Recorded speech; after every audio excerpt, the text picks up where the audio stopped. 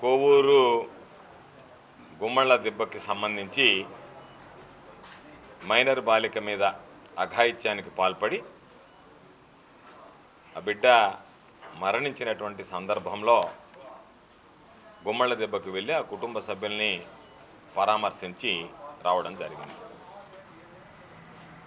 అయితే కేవలం నేను వెళ్ళి పరామర్శించాను కాబట్టి, ఈ ప్రభుత్వాన్ని విమర్శించాను కాబట్టి, ఈ ప్రభుత్వం ఈ బాలిక మరణానికి నైతిక బాధ్యత వహించాల్సినటువంటి అవసరం ఉంది అని చెప్పి నిలదీశాం కాబట్టి మా మీద వెంటనే ఒక ఎఫ్ఐఆర్ నమోదు చేయడం జరిగింది.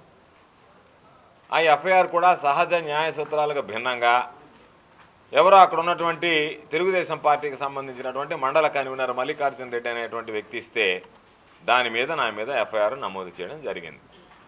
దానికి సంబంధించి ఎఫ్ఐఆర్ నమోదైంది. 14వ తేదీ 11 గంటలకి విచారణకి రావాలని చెప్పిన కూడా కోరడం జరిగింది.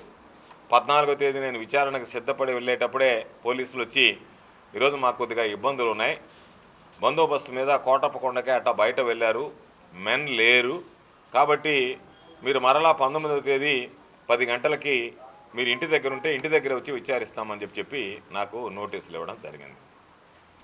చివరి క్షణం వరకు 14వ తేదీ నేను ఎదురు చూసి బయలుదేరే సమయంలో మీరు రావాల్సినటువంటి అవసరం లేదు అని చెప్పి ఆ రోజు నాకు నోటీసులు ఇచ్చారు. ఈరోజు అనేక వివాహ కార్యక్రమాలు ఉన్నాయి. నాకు సంబంధించినటువంటి సమీప బంధువు మరణించినటువంటి నేపథ్యంలో అక్కడికి వెళ్ళాల్సినటువంటి అవసరం ఉంది. వీటన్నిటినీ కూడా వాయిదా వేసుకొని ఈరోజు పోలీసులు వస్తే లా అబైడ్ సిటిజన్ కింద విచారణకి సహకరించాలనేటువంటి ఆలోచనతో ఈరోజు నేను ఇప్పటిదాకా ఎదురు చూసా. వాళ్ళ దగ్గర నుంచి ఎటువంటి సమాధానం లేదు. మా కార్యాలయం నుంచి కాల్ చేస్తే దానికి వాళ్ళు స్పందించలేదు. మీరు ఎన్ని గంటలకు వస్తారో కనీసం చెప్తే మేము అన్ని గంటల దాకా ఎదురు చూస్తామో అన్న దానికి స్పందన లేదు. కాబట్టి అంటే దాని అర్థం స్పష్టంగా 10 గంటలకు వస్తామన్నటువంటి పోలీసులు దాదాపుగా 12 గంటలకు వస్తున్నా వాళ్ళు రాలేదు అంటే వాళ్ళు రావడానికి ఇష్టం లేదు అనేటువంటిది అర్థమైంది. దీని అనేక సందర్భాల్లో చెప్పాను.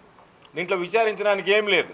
ఏదో నోటీసులు ఇవ్వాలి, మమ్మల్ని భయపెట్టాలి, మీరు ఈ విధంగా ప్రభుత్వాన్ని విమర్శిస్తే మీ మీద కేసులు బనాయిస్తాం, దాని ద్వారా మిమ్మల్ని ఇబ్బందులకు గురి చేస్తాం, మీరు మా గురించి కానీ ప్రభుత్వాన్ని గురించి మాట్లాడితే ఇదిగో మీకు నోటీసులు ఇస్తాం. కాబట్టి అంటే ఏదో ఒక విధంగా భయపెడితే లేదా బెదిరిస్తే లేదా ఏదన్నా అటువంటి వాటికి భయపడి ఇంకెందుకులే మాట్లాడడం అని చెప్పి ఆగిపోతామేమో అనేటువంటి ఒక ఆలోచన చేసినట్టుగా పోలీసు యంత్రాంగం ఈరోజు నాకు అర్థమవుతుంది.